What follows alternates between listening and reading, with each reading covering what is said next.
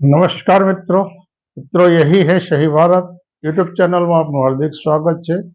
હું છું પ્રેમજીભાઈ પરમાર। મિત્રો આજે વધુ એક સ્પષ્ટતા સાથે આગળ વધીએ કે આ એપિસોડમાં જે કંઈ રજૂઆતો કરવામાં આવી છે એ 100% તથ્યો અને હકીકત આધારિત રજૂઆતો કરવામાં આવી છે। આમાં ક્યાંય કોઈ સંસ્થા, સરકાર અથવા કોઈ વ્યક્તિની બદનક્ષીનો આશય નથી અને છતાં જેને જે માનવું એ માની શકે છે। કારણ કે सवाल एवो है कि भाई दलित को आरएसएस से क्या मतलब, दलित को आरएसएस से क्या मतलब। सौ प्रथम तो अपने चर्चा में ऊंडा उतरता पहला कर्नाटकना गृहमंत्री प्रियंक खड़गे ने खूब खूब अभिनंदन पाठवीए। कारण के भारतना 100 वर्षना इतिहासमां एकमात्र पहली वखत आ सवाल थयो छे राष्ट्रीय स्वयंसेवक संघनो। अत्यार सुधी एना 100 वर्षना इतिहासमां कोई एवो सवाल नहीं कर्यो कि भाई राष्ट्रीय स्वयंसेवक संघनु रजिस्ट्रेशन एनी नोंधणी कानूनी रीते नोंधणी थई छे के केम नथी थई तो केम नथी थई, आवो सवाल पहली वखत थयो छे। अने एनी अंदर प्रियंक खड़गे 100% सफल एटला माटे छे के आ एना इतिहासनी अंदर पहली वखत आवो सवाल थयो छे अने आ सवाल राष्ट्रीय स्वयंसेवक संघना इतिहास में कायम माटे गूंजतो रहेशे। साथे साथे भारतनी जागृत अने जे लोको वांचे छे विचारे छे ए प्रजाने पण विचारता कर्या। एनी साथे साथे एमना जे कई बौद्धिक बदमाशो छे, गुंडाओ छे अने नाटकीय लोको छे ए लोकोने पण विचार करवानी तक आपी छे अने साथे साथे भारतना बंधारणे आपेला मुक्त अभिव्यक्तिना अधिकारनो उपयोग करी अने प्रियंक खड़गे जे बात रजू करी अने जे हकीकत ए 100% साची है। जे मैं सवाल कर्यो ए सवाल में पछी आपणे जईए छीए, परंतु आ प्रश्न छे ने ए राष्ट्रीय स्वयंसेवक संघना इतिहास में कायम गूंजतो रहेशे। तो शा माटे आरएसएस नु रजिस्ट्रेशन नथी?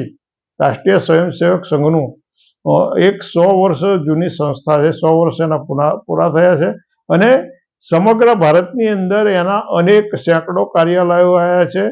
दिल्ली नागपुरनी अंदर 5 स्टार होटल करता पण खूब सारी सगवडो धरावता कार्यालयों बन्या छे। तो आ बधी आवक क्यांथी आवे छे अने आ जे मिलकतो कोना नामे नोंधायेली छे? जे कार्यालयो ज्यां बन्या तो जमीन तो कोकना नामनी हशे, कोकना मालिकीनी हशे अने ए जमीननी उपर जे बांधकाम थयुं होय ए पण व्यक्तिनी मालिकीनुं होय।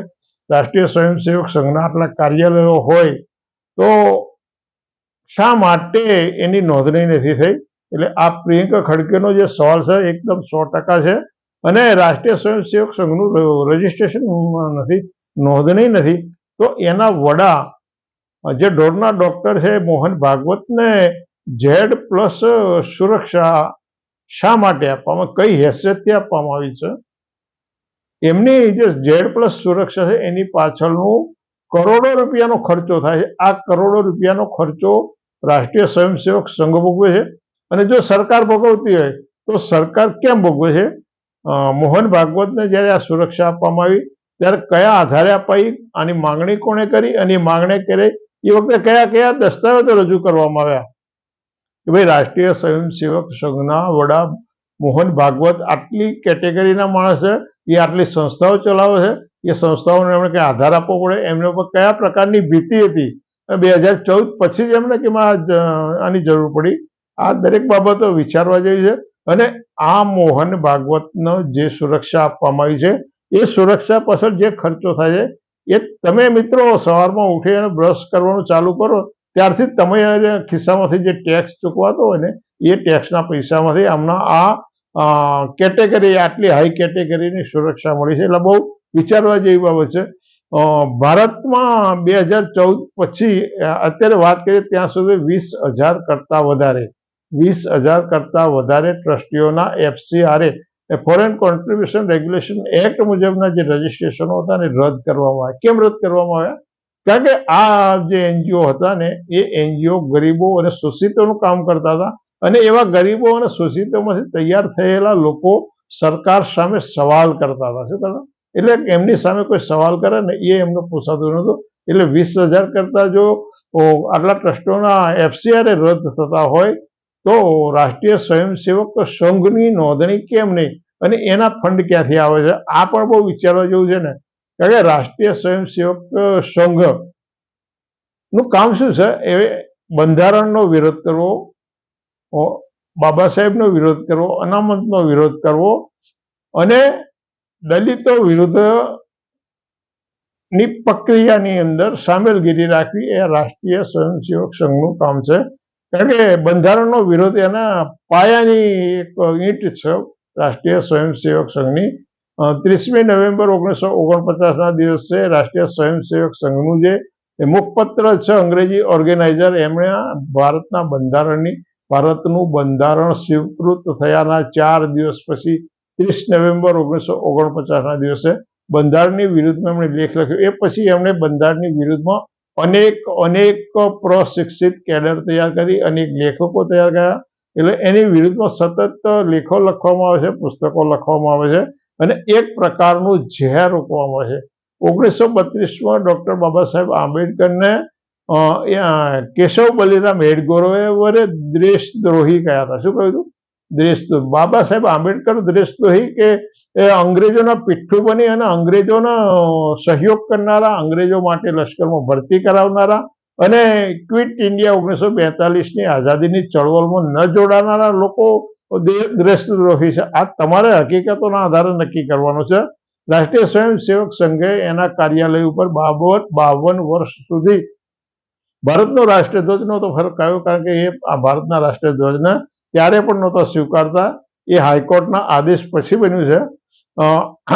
1981ની અંદર કર્ણાટકના મીનાક્ષીપુરમમાંથી 1000 અનુસૂચિત જાતિના નાગરિકોએ ધર્માંતર કર્યું.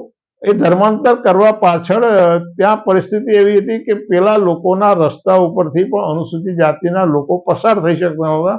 અસ્પૃશ્યનું એટલું બધું આચરણ હતું કે 1000 લોકોએ ધર્માંતર કર્યું. એની અંદર કેટલાક શિક્ષકો હતા અને કેટલાક છતાંય રાષ્ટ્રીય સ્વયંસેવક સંઘના 25મી જુલાઈ 1981ના અંકની અંદર એવો અહેવાલ આપવામાં આવ્યો કે આ ધર્માંતરની પાછળ નાણાં અને ગુનાખોરીનું સામ્રાજ્ય છે. આ એમનો અહેવાલ બોલે છે. એટલે અનુસૂચિત જાતિના લોકો ઉપર 1 લાખ અનુસૂચિત જાતિના લોકો પર 1 લાખ કરતા વધારે હત્યાઓ, બળાત્કાર, સામાજિક બહિષ્કાર અને બળાત્કારના કેસો નોંધાયા. અને આ બધા કેસોની અંદર, બધા બનાવોમાં રાષ્ટ્રીય સ્વયંસેવક સંઘની મુક્ત સંમતિ છે. આવું માનો છો તમે? જો મુક્ત સંમતિ ના હોય તો એક બનાવ એવો છે કે એમાં એમણે જે લોકો પીડિતો છે, જે લોકોનો હત્યાઓ થઈ, બળાત્કાર થયો છે, હિજરત કરવી પડી છે, બહિષ્કાર થયો, એના સમર્થનમાં એક પણ બનાવમાં રાષ્ટ્રીય સ્વયંસેવક સંઘ આવ્યું હોય અને રાષ્ટ્રીય સ્વયંસેવક સંઘે સહાનુભૂતિના 2 શબ્દો કયા હોય, આવું તમારા ધ્યાનમાં છે? ક્યાંય એક પણ બનાવ નથી બન્યો.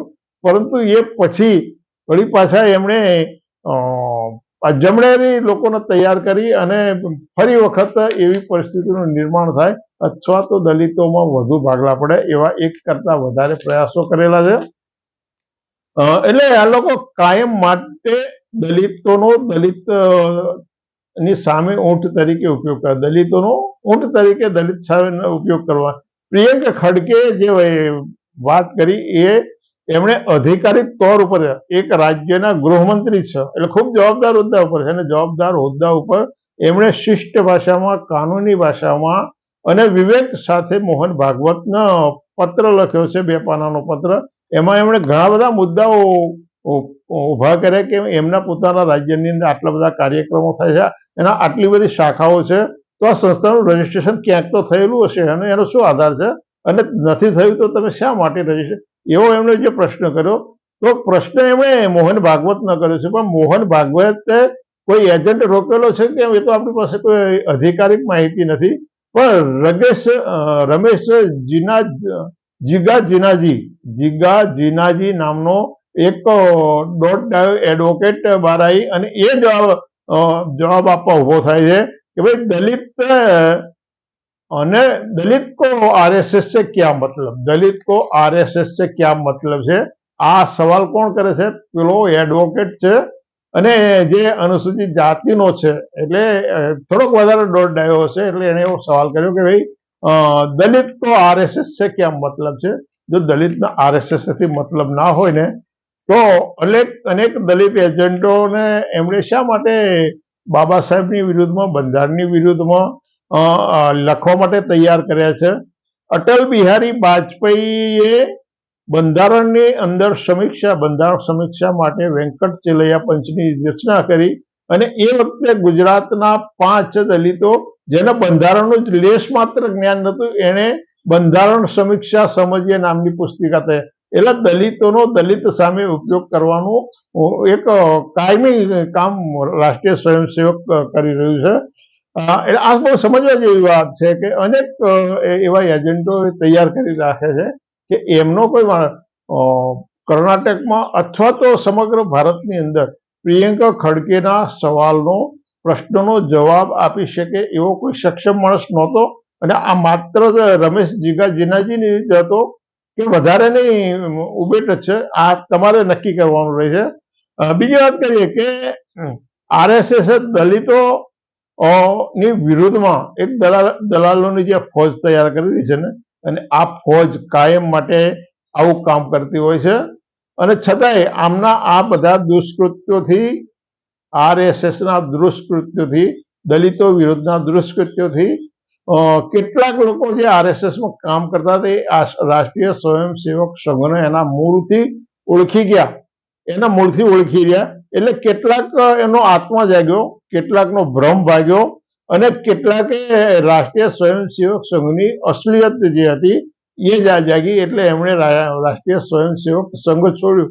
રાષ્ટ્રીય સ્વયંસેવક સંઘ છોડનારાઓ ચોક્કસ રીતે કંઈક વિચારતા હતા, એમનામાં બુદ્ધિ હતી અને એમનામાં કંઈક કરવાની મહત્વાકાંક્ષા હતી. એટલે રાષ્ટ્રીય સ્વયંસેવક સંઘ સાથે જોડાયા તો ખરા, પરંતુ એમણે જોયું કે આ કાતિલ સંગઠન દલિતોની વિરુદ્ધમાં કામ કર્યું છે.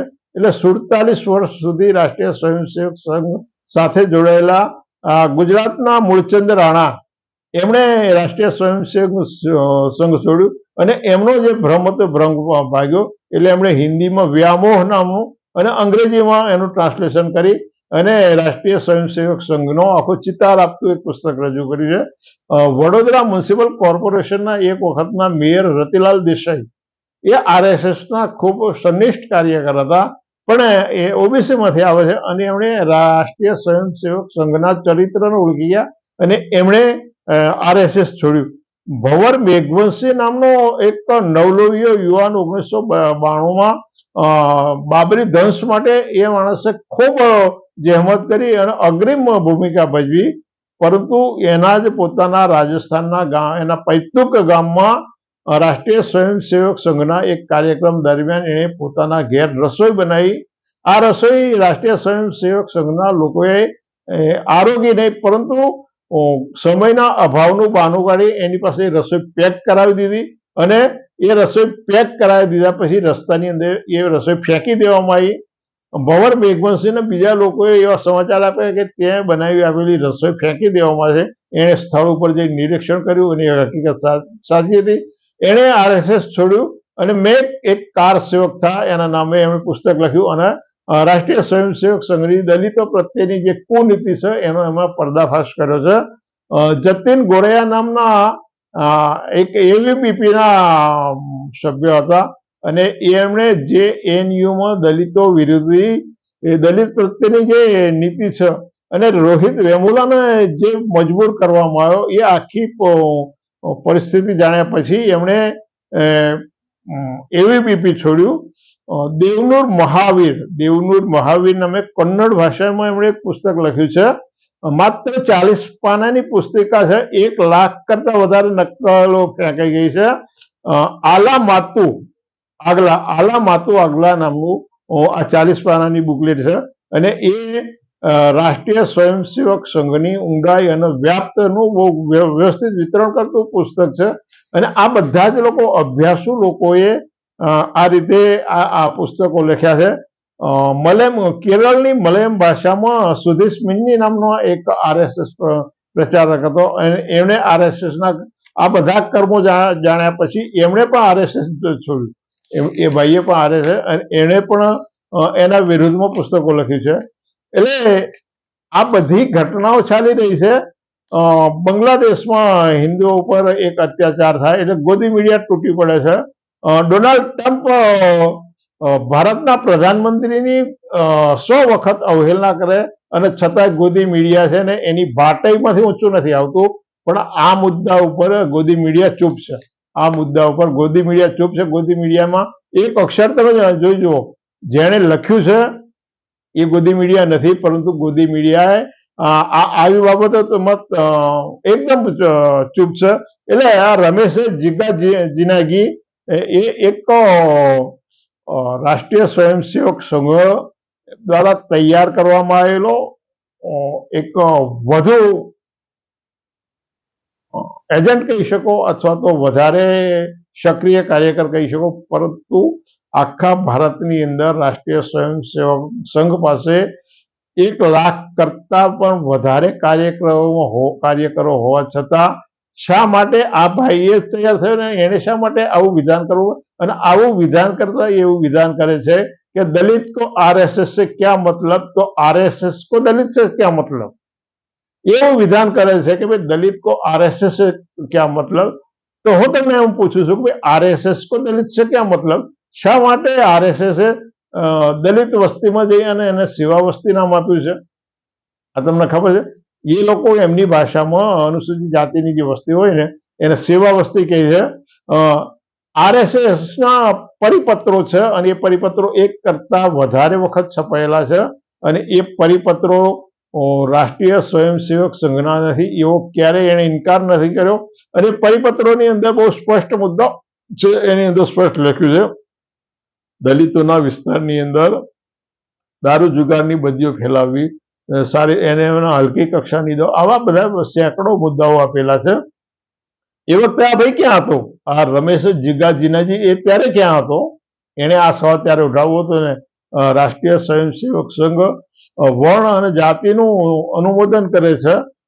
એ એસસી ઉપરના તમામ હુમલાઓમાં ક્યારેય તે અનુસૂચિત જાતિના સહયોગમાં નથી આવ્યું. સહયોગમાં ના આવ્યું તો કંઈ એણે સહાનુભૂતિના 2 શબ્દો એક પણ બનાવ્યો નથી.